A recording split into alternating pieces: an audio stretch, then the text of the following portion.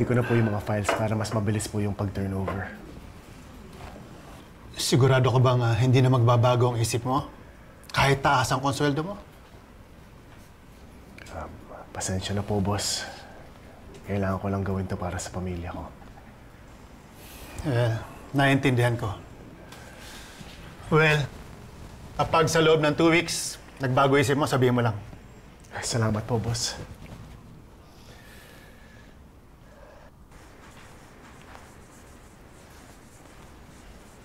Isaac! Bernard, parang nasasayang na ako na yan ang pinag-uusapan natin, Angela eh. Pasensya na. Uy, hindi okay lang yun, biro lang. Kausap lang ni boss si Bernard. Hintayin mo na lang siya sa loob ng office niya. Sige. Thank you. Sure.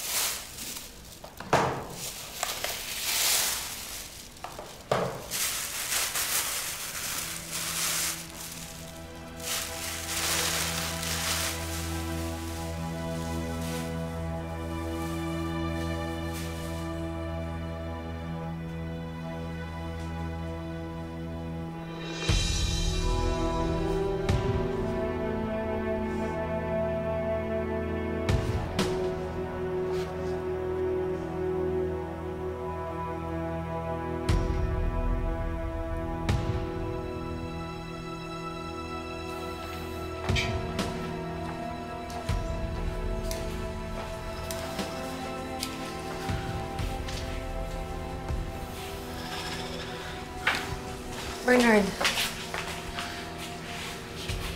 hindi mo kailangan umalis. Bakit ka ba kasi magre-resign? Ikaw na nga yung nagsabi, di ba?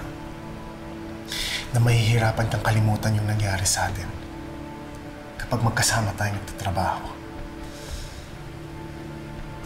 Oo, mahirap, but I can try. Kung gusto mo, pwede natin ibalik lahat sa normal. Parang walang nangyari. We can be friends again. Chloe, mas okay na yung ganito. Grabe ka naman. Pati ba naman friendship, hindi mo kayang ibigay sa akin? I'm sorry.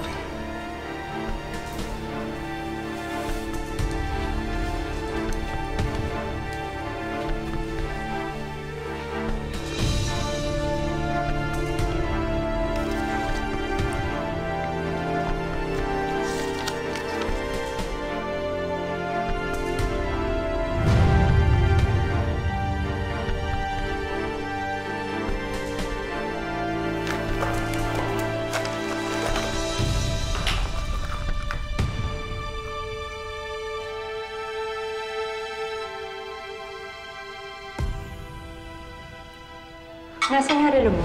Sabi mo sa akin na iwan mo lang sa opisina. Love, hindi ko mahanap eh. Na-misplace ko. Nandyan lang yun.